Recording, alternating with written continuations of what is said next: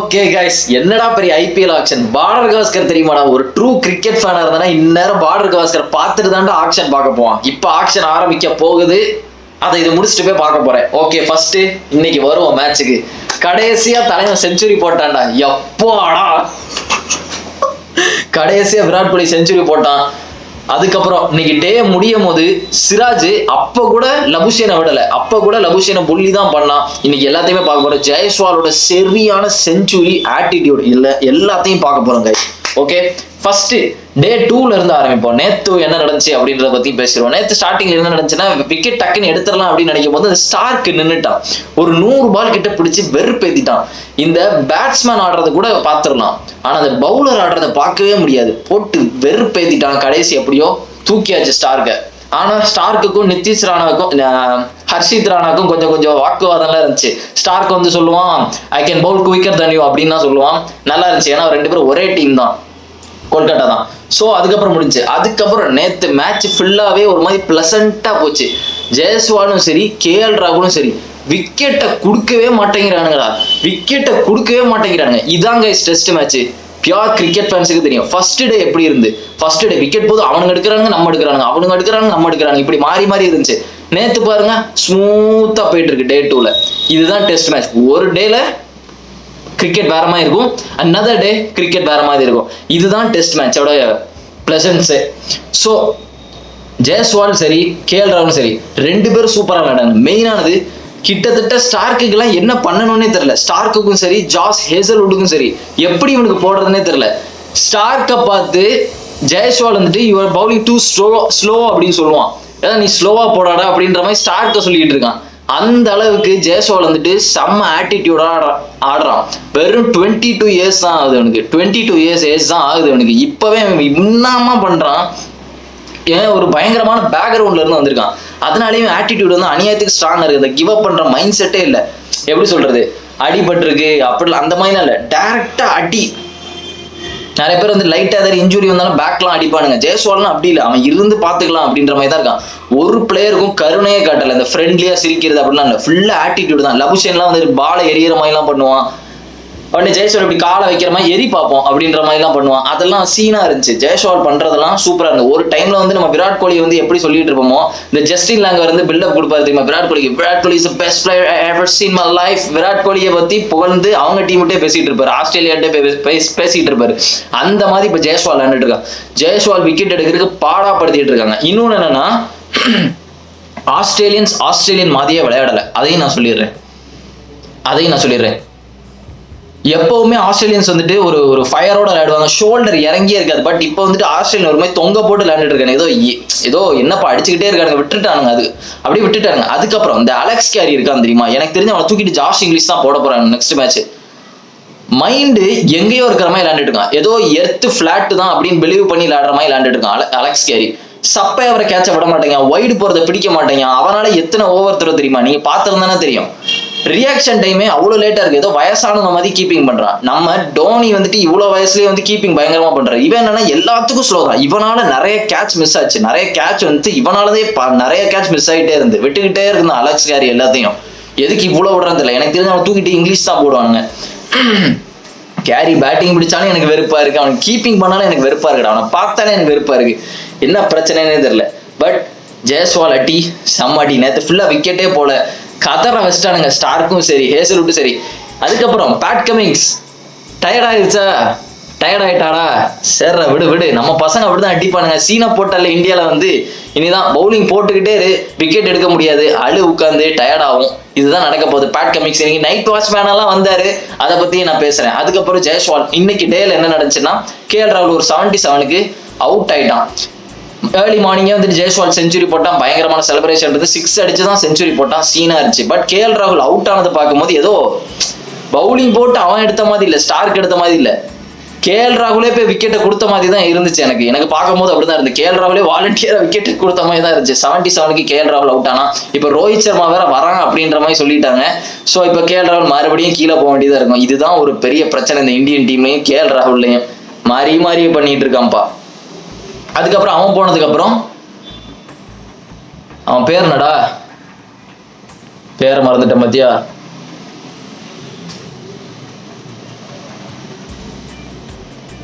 தேவதத் படிகள் தயவு செய்து அவனை அடுத்த மேட்ச் கொண்டு வராதீங்க. இப்ப எனக்கு நல்லா தான் விளையாண்டா, 25 ரன்ஸ் நல்லா தான் விளையாண்டா. பட் இருந்தாலும் அவனை அடுத்த மேட்ச் கொண்டு வராதீங்க, நான் அவ்வளவுதான் சொல்லுவேன். ஓகே, எதுக்கு தேவதத் படிகளை வந்து இந்த மேட்சுக்கு போட்டிருக்காங்கன்னு எனக்கு நல்லாவே தெரியுது. அபிமன்யு ஈஸ்வரை கொண்டு வந்திருந்தேன்னா, ஒருவேளை அபிமன்யு ஈஸ்வர் வந்து செஞ்சுரி போட்டுட்டு அடுத்த மேட்ச் சுமன் கில் வர்றான்னு வச்சுக்கோங்களேன், அபிமன்யு ஈஸ்வரை கண்டிப்பா வெளியே தான் வைக்கணும். உடனே எல்லாரும் ஆரம்பிச்சிருவாங்க ஜஸ்டிஸ் ஃபார் அபிமன்யுன்னு ஆரம்பிச்சிருவானுன்றதுக்காகவே இவனை கொண்டு வந்த மாதிரி எனக்கு தோணுது. ஸோ அவன் 25 ரன்ஸ் அடிச்சான், ஓரளவு டீசெண்டாக தான் லேண்டான், நல்லா தான்ப்பா லேண்டான். ஜெயஸ்வால் செஞ்சுரி போட்டதெல்லாம் சீனா இருந்துச்சு எனக்கு பார்க்கறதுக்கு. செஞ்சுரி போட்டு தர்மட்டி அடிச்சிட்டு இருந்தாங்க கைஸ். 150 தாண்டான். அதுக்கப்புறம் இவனும் அவுட் ஆயிட்டான். அதுக்கப்புறம் வந்தான்ப்பா கோலி ஜெயஸ்வாலும் செமையா விளையாண்டுட்டு இருந்தாங்க, சூப்பரா விளையாண்டா. நான் ஏற்கனவே சொன்னேன் ஃபர்ஸ்ட் வீடியோல, நம்ம அந்த ஃபர்ஸ்ட் டே ரிவ்யூ போடும் போதே நம்ம சொன்னோம், கோலி வந்து பேட்டிங் ஒழுங்கா பிடிக்காட்டியும் எதுக்கோ வந்து ஃபீல்டிங்ல வந்து இன்னைக்கு கோலி ஃபயரா இருந்தான்ப்பா, ரொம்ப அக்ரெசிவா இருந்தான் அப்படின்னு நம்ம சொன்னோம். கரெக்டா, இதுதான் கோலி எப்பெல்லாம் இந்த ஃபீல்டுல வந்து டிப்ரெஸ்டா இருக்கணும். நிறைய வாட்டி ஆர்சிபி மேட்ச்ல எல்லாம் பார்த்திருப்பீங்க, கோலி எப்பெல்லாம் டிப்ரெஸ்டா இருக்கணும், மேட்ச் தோத்துக்கிட்டே இருப்பாங்க. கோலி எப்போ ஃபீல்டுல அக்ரெசிவா இருக்கணும் அப்பெல்லாம் அவன் நல்லா விளையாடுவான். இதுதான் மேட்ரு. கோலி வந்து ஃபீல்டுல அன்னைக்கு அக்ரெசிவா இருந்தான், பேஷனேட்டா இருந்தான். இன்னைக்கு வந்து பாருங்க சூப்பரா விளையாண்டு இருந்தான். கோலி இன்னைக்கு பேட்டிங் எப்படி தெரியுமா, ரிவர்ஸ் ஸ்வீப்லாம் அடிச்சிட்டு இருக்கான். என்னைக்கு கோலி வந்து ரிவர்ஸ் ஸ்வீப் அடிச்சலாம் பார்த்திருக்கீங்க? ஸ்வீப் அடிக்கிறான், ரிவர்ஸ் ஸ்வீப் அடிக்கிறான், ஜாலியா இருந்தான் இன்னைக்கு விராட் கோலி. அங்க என்ன ஜெயஸ்வால் வந்து கருணையை காட்ட மாட்டேங்கிறான். இந்த சிரிச்சு எல்லாம் பேசுவாங்க தெரியுமா, என்ன மேட்ச் விக்கெட் கொடுத்துட்டு போறீங்களா அப்படின்னா, போட்டு எடுறா நீ பாட்டுக்கு, நீ போட்டு என்னடு அப்படின்ற மாதிரி இருக்கான் ஜெயஸ்வால். இது தாண்டா வேணும் எனக்கு, இது தாண்டா வேணும் ஜெயஸ்வால். ஆஸ்திரேலியாவை எப்படி அட்டிக்கணும்னா இப்படித்தான் அட்டிக்கணும். என்னடா பெரிய டிராவிஸ் செட் மயிருங்க வரட்டும். இன்னைக்கு எனக்கு பேட் கமிங்ஸ் என்ன பண்ண போறான்னு பார்க்கணும். எத்தனை ஓவர் நீ போடுவ, எத்தனை ஓவர் நீ போட்டு விக்கெட் எடுப்ப. நேற்று பாக்குறதுக்கு ஜாலியா இருந்த பேட் கமிங்ஸை போட்டு டயர்ட் ஆயிட்டான். ஸ்டார்க்கு வந்து சிரிக்கிறான் ஜெயஸ்வால் பார்த்து, பேட்ல பட்டுச்சா அப்படின்றான். படலை அப்படின்ற. ஹேசல்வுட்டும் அதே தான், பட்டுச்சா அப்படின்ற. கம்மிங்ஸ்க்கு என்ன பண்ணான்னு தெரியல, அவன் ஈகோ வந்து மாறி அந்த சைடு இந்த சைடு அடிச்சுக்கிட்டே இருக்கு. இவனை என்ன பண்ணலான்னு தெரியாம திணறிக்கிட்டே இருக்கான். எல்லார்டையும் பவுலிங் போட்டு கொடுக்குறான். லபுஷேன் போடுறான் அவன் பாட்டுக்கு, அவன் குத்துறான். அவன் போடுற மீடியம் பவுலிங்க்கு பவுன்ஸ் ஆகுது பால். அந்த அளவு வெறுப்புல போட்டுட்டு இருந்தானுங்க ஜெயஸ்வாலுக்கு. பட் 161க்கு ஒரு சப்ப கேட்ச் கொடுத்துட்டு அவுட் ஆயிட்டான். அது ஒரு விக்கெட் எடுக்கிற பாலே இல்லை. கிட்டத்தட்ட கேஎல் ராகுல் அவுட் ஆனதும் ஜெயஸ்வால் அவுட் ஆனது ரொம்ப நார்மலான பேசிக் பாலுக்கு. எஸ்எஸ்வி ஜெயஸ்வால் அவுட் ஆனது நான் அவுட் இல்லைன்னு தான் நினைச்சேன். என்ன ஒரு ரியாக்ஷனே இல்லை அப்படின்னு. ஓ இவருக்கு தான் விக்கெட்டை வாலண்டியரா கொடுத்துட்டு போயிருக்காருப்பா அப்படின்ற மாதிரி தான். இந்த ஆஸ்திரேலியா விக்கெட் எடுக்கல, இவனே வாலண்டியரா விக்கெட்டை கொடுத்துட்டு போயிட்டான் அப்படின்ற மாதிரி தான் இருந்து. அப்புறம் ஜெய்ஸ்வால் கொடுத்துட்டு போயிட்டான். அதுக்கப்புறம் வந்தான்ப்பா அந்த ரிஷப் பண்ட். ஏன் எதுக்கு எடுத்தாலும் ஸ்ட்ரீட் கிரிக்கெட் பிளேயர் மாதிரி ஆடுறான்னு தெரியல இந்த ரிஷப் பண்ட்.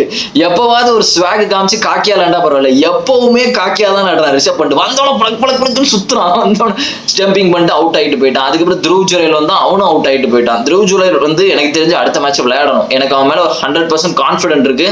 நல்ல மாம்பா மென்டாலிட்டினா இருக்கு அவனுக்கு. நான் த்ருவ் ஜுரேல வந்து ட்ரஸ்ட் பண்றேன். ஸோ ஜுரேல் வந்து எனக்கு தெரிஞ்சு நெக்ஸ்ட் மேட்ச் விளாடணும். 2 பேரும் 1 ரன்னுக்கு அவுட் ஆனாங்க. அதுக்கப்புறம் வாஷிங்டன் சுந்தர் வந்தேன். என் மைண்ட்லாம் ஒரே ஒரு தான் ஓடிச்சு. எனக்கு ஏதோ கோலி செஞ்சுரி போடுற மாதிரி தோணுச்சு. கோலி செஞ்சுரி போடுற மாதிரி தோன்றதுனால ஓகே வாஷிங்டன் சுந்தர் வந்து தயவு செய்து நிற்கணும், இவன் நின்னா போதும் கோலி வந்து செஞ்சுரி போட்டுரும். ஏன்னா கோலியோட பிரச்சனை வந்து அங்கே ஆப்போசிட் சைட் ப்ரெஷர் வந்துச்சுன்னா கோலி ஒரு மாதிரி ஆயிரும். ஸோ கோலி எனக்கு வந்து நிற்கிறதுக்கு வந்து வாஷிங்டன் சுந்தர் அடிச்சா போதுன்னு நினைச்சேன். அதே மாதிரி வாஷிங்டன் சுந்தர் நின்று பொறுமையா லேண்டு ஒரு 29 ரன் அடிச்சான். கோலிக்கு சப்போர்ட் பண்ணா கோலிக்கு நல்லா லேண்டா. அதுக்கப்புறம் அவன் விக்கெட் அவுட்டான். அப்புறம் நிதிஷ் வந்தான். நிதிஷ் உண்மையிலே சூப்பரா லேண்டா. நிதிஷ் வந்து உண்மையிலே ஆஸ்திரேலியன் பிச்சில் விளையாடுற மாதிரி இல்லை, ஏதோ ஐபிஎல் மாதிரி தான் விளையாண்டா. இன்னைக்கு ஃபுல்லாக பார்த்தீங்கன்னா நேற்று இன்னிங்ஸ் ஃபர்ஸ்ட் இன்னிங்ஸ்னாலும் சரி இப்பவும் சரி அவன் ஏதோ ஒரு நார்மல் T20 ஐபிஎல் மேட்ச் மாதிரி தான் ஆடுறான். ஸோ நல்ல ஒரு சர்ஃபஸ் கொண்டு வராமல் இந்த பிச்சுக்கு வந்துட்டு நிதிஷ் கொண்டு வந்து நல்லதான். ஏன்னா சர்ஃபஸ் போட மாட்டாங்க, நம்ம ஏற்கனவே சொல்லிட்டு தான் இருந்தேன் உங்கள்கிட்ட. சர்ஃபஸ் வந்து ஆஸ்திரேலியாவில் கண்டிப்பாக போட மாட்டாங்க. இந்தியாவில் வேணா ஆடுவான், லைட்டாக அஸ்வின் மாதிரி தான் இந்தியாவில் ஆடுறாரு தான். பட் சர்ஃபஸ் நம்ம ஆஸ்திரேலியா விளையாண்டு பார்க்கல. பட் எனக்கு ஏதோ தோணுது அவன் ஆஸ்திரேலியாவில் நல்லா விளையாட மாட்டான். த்ருவ் ஜுரேல் கான்ஃபிடென்ட் இருக்கு, பார்ப்போம் என்ன பண்றான் ஜுரேல் வந்து என்னன்னு. ஸோ அதுக்கப்புறம் நிதிஷ் வந்துட்டு சரி ஜுரேல்ன்ற பாரு நிதிஷ் வந்து நல்லா விளையாடுறான். நிதிஷ் ஒரு 38 அடிச்சான். விராட் கோலி எப்படியோ அதை வெயிட் பண்ணிட்டு இருந்தான். பும்ரா வந்துட்டு ஒருவேளை ஏன்னா ரன் வந்து 500 அப்பவே டிக்ளேர் பண்ணிடலாம் அப்படின்னு முடிவு பண்ணாங்க. பட் வெயிட் பண்ணது ஒரே ஒரு காரணம் என்னன்னா விராட் கோலியோட செஞ்சுரிக்காக தான். அதுக்கு தான் பும்ரா வெயிட் பண்ணிட்டு இருந்தான். ஒருவேளை நிதிஷ் அவுட் ஆயிட்டனா பும்ரா வந்திருப்பான், விராட் கோலி செஞ்சுரி போட்டான்னு டிக்ளேர் பண்ணிக்கலாம். ஒருவேளை விராட் கோலி அவுட் ஆயிட்டனா டோட்டலா டிக்ளேரே பண்ணிடலாம் அப்படின்ற முடிவுல தான் இருந்தாங்க. பட் விராட் கோலி சூப்பரா விளையாண்டா. 6 அடிச்சான். இதுதான் விராட் கோலி. 6 அடிச்சான். ரிவர்ஸ் ஸ்வீப் அடிக்கிறான். ஸ்வீப் அடிக்கிறான். என்னைக்கு விராட் கோலி இப்படிலாம் விளையாடுறான். நான் சொன்னேன்ல, பிச்சில் கோலி அக்ரெசிவா இருந்தா, ஹாப்பியா இருந்தா நல்லா இருக்கும். இந்த ரிஷப் பண்ணிட்ட பேசிக்கிட்டே இருக்கான் அந்த மாதிரிலாம் இருந்தனா நல்லா இருக்கும். அப்படிலாம் விராட் கோலி பண்ணாம அமைதியா டிப்ரெஸ்டா இருந்தான்னு வச்சுக்கோங்களேன், கேட்ச் விடுவான், மொமெண்டம் இருக்காது, பேட்டிங் பிடிக்கும்போது திணறுவான், ஒவ்வொரு பாலுக்கும் ஏதோ பெரிய குட்டி மைக்ரோஸ்கோப் பாலை வச்சு போட்ட மாதிரி தான் விராட் கோலி விளையாடுவான். ஸோ இதான் நடந்துச்சு. இது ஆஸ்திரேலியன் ஃபீல்டிங்ல இல்லை. இந்த அலெக்ஸ் கேரிலாம் எதுவுமே சொல்ல மாட்டான், பேக்ல இருந்து அமைதியா இருப்பான், எதுவுமே சொல்ல மாட்டான், பவுலிங் எதுவுமே சொல்ல மாட்டான், ரிஷப் பண்ண மாதிரி பேசிக்கிட்டு இருப்பான். யாருமே வாய்ஸே கொடுக்கல ஆஸ்திரேலியன் டீம்ல, சைலண்டா இருந்தானுங்க. பேட் கமிங்ஸ் எப்படி அகமதாபாத் சைலண்டா வச்சிருந்தாரோ, இன்னைக்கு அப்படிதான் அவங்க கிரவுண்ட்ல ஃபீல்டர்ஸ் இருந்தாங்க, அமைதியா இருந்தாங்க. ஒரு டிராப் சவுண்ட் வரல, பவுலிங் மேன் கமான் மேட் எதுவுமே இல்லை, அமைதியா இருந்து. அந்த அளவு அடிச்சதுக்கு காரணம் ஜெய்ஸ்வால் தான். மரியாதை இல்லாம அடிச்சுட்டு இருந்தான். சீனியர் பிளேயர் அதெல்லாம் கிடையாது.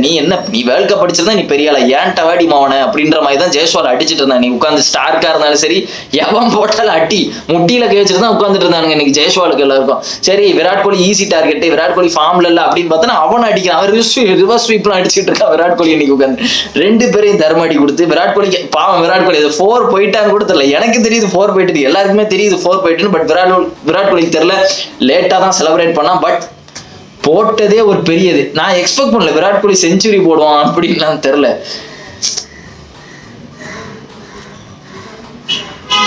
விராட் கோலி செஞ்சுரி போட நான் சத்தியமா எதிர்பார்க்கவே இல்லை இந்த ஆஸ்திரேலியன் இல்லை. ஏன்னா ஃபார்ம் அவுட் ஆகி தான் வரும், கரியர் முடிய போகுது அப்படின்ற மாதிரி இருந்தா. எனக்கு ஒரே ஒரு ஆசை இருக்கு, விராட் கோலி எனக்கு தெரிஞ்சு நெக்ஸ்ட் டெஸ்ட் வேர்ல்ட் கப் ஃபைனலோட ரிட்டையர் ஆயிடுவான்னு தோணுது.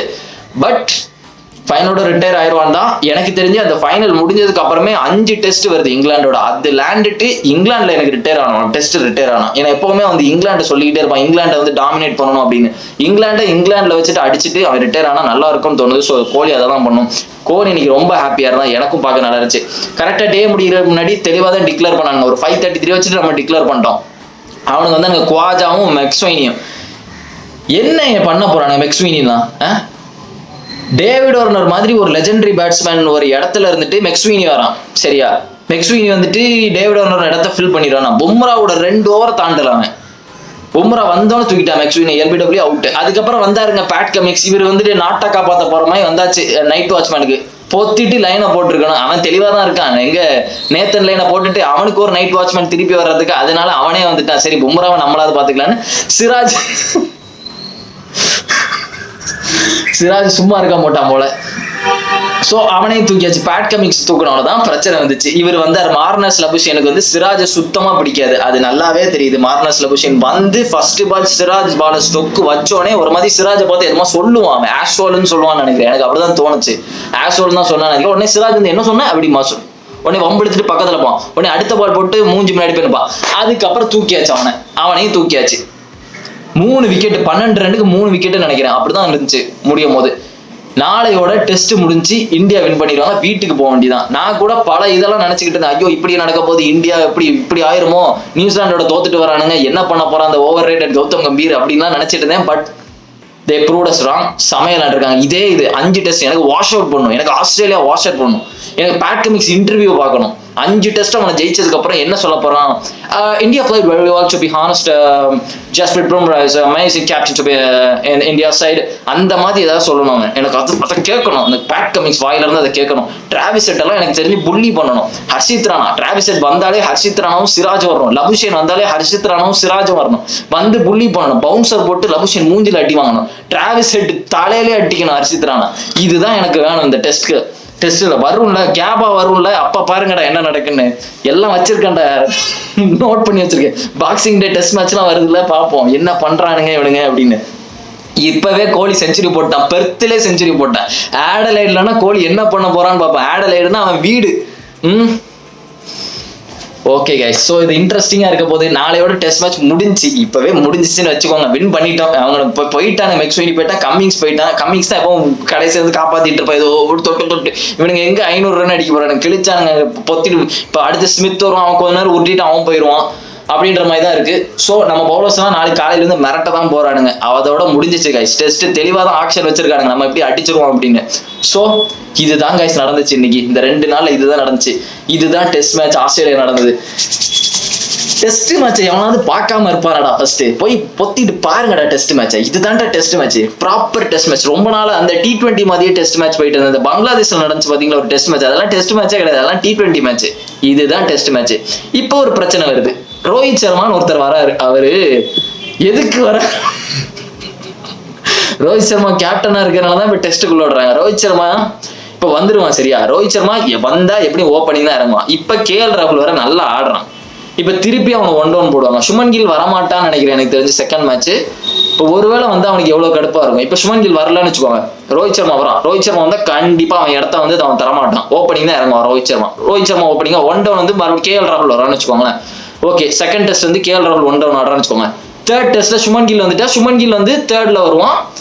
அப்ப KL ராகுல் வந்து விராட் கோலிக்கு அடுத்து மறுபடியும் வரணும். KL ராகுலை பார்த்தா எப்படா தெரியுது? சொல்ல போனா KL ராகுல் எப்பெல்லாம் ஓப்பனிங் வரானோ அப்பெல்லாம் அவன் நல்லா விளாண்டுருக்கான். ஐபிஎல்லும் சரி, அவன் எல்லா ரோலும் நல்லா தான் விளாடுறான். பட் ஓப்பனிங்லாம் நம்ம 2018 வேர்ல்ட் கப்பே பார்த்துருப்போம். தவானுக்கு இன்ஜுரி வந்ததுக்கு அப்புறம் KL ராகுல் வந்தான், செமையா விளாண்டா. பஞ்சாப்ல வந்துட்டு ஓப்பனிங் வருவான், செமையா விளாண்டா. லக்னோவை மறந்துருங்க, லக்னோவெல்லாம் மறந்துருங்க. பட் அவன் 2023 வேர்ல்ட் கப்ல வந்துட்டு 5th தான் வருவான். வந்து என்ன அடி அடிக்கிறான். ஐபிஎல்ல RCBல இருக்கும்போது 5th தான் வருவான். செம்ம அடிப்பான் அப்பெல்லாம். ஸோ இதுதான் மேட்ரு. அதுவும் இல்லாம KL ராகுல் எவன் IPL எடுக்க போறானுங்க, அதுவும் ஒரு இதா இருக்க போகுது. RCB தான் நிறைய பேர் சொல்லிட்டு இருக்கானுங்க. சென்னை வந்து யாரு வாங்க போறோம் அதை பாக்குறதுக்கும் ரொம்ப இன்ட்ரெஸ்டிங்கா இருக்குது. இஷான் கிஷன் அவனுக்கு ஏன்னா கீப்பர் தான் தூக்க பார்ப்பானுங்க. கீப்பர் கண்டிப்பா வேணும். ஏன்னா டோனிக்கு வந்து ஒருவேளை ஏதாவது இன்ஜுரி வந்துட்டா என்ன கீப்பர் வேணும் யாராவது கண்டிப்பா. அதுவும் இல்லாம ஃபியூச்சரும் வேணும். டோனி திடீர்னு அவர் எப்ப ரிட்டையர் ஆவாருன்னே தெரியாது. திடீர்னு அவர் பாட்டு ரிட்டையர் ஆயிரேன் அப்படின்னு சொல்லிட்டுனா சொல்லியிருப்பாரு ஏதாவது. பட் இருந்தாலும் ஒரு காஷியஸா இருக்க வேண்டாமா? அதுக்கப்புறம் ஸ்ரேயஸ் ஐயர் டெல்லி வாங்குறதுக்கு நிறைய சான்சஸ் இருக்குதுன்னு கேள்விப்பட்டிருக்கேன். பாப்போம் கைஸ் என்ன நடக்குது. ஆக்ஷன் ஆரம்பிச்சுட்டு நான் இப்ப போய் பார்க்க போறேன். இந்த வீடியோ முடிச்சதுக்கு அப்புறம் பார்டர் கவாஸ்கர் டிராஃபி நாளைக்கு காலையில பார்ப்போம். எனக்கு தெரிஞ்சு ஆஸ்திரேலியா சுருண்டுருவானுங்க. பேட் கமிங்ஸ் பிரஸ் கான்ஃபரன்ஸை பார்க்கறதுக்கே நான் வந்து முடிச்சிருப்பேன். ஓகே கைஸ், சீனது வீடியோ. அதுக்கப்புறம் கைஸ் இங்க பாருங்க நான் ஏற்கனவே சொன்ன மாதிரி இந்த இயர் முடியறதுக்குள்ள 1000 சப்ஸ்கிரைபர் அடிக்கிறோம். ஸோ எப்படியாவது வீடியோ பார்க்குற எல்லா வியூவர்ஸும் 1000 சப்ஸ்கிரைபர்ஸ் அச்சீவ் பண்றதுக்காக சப்ஸ்கிரைப் பண்ணுங்க guys. அதுக்கப்புறம் வீடியோ ஷேர் பண்ணுங்க guys. Okay, see you in the video and remember it, always be on top. Cheers.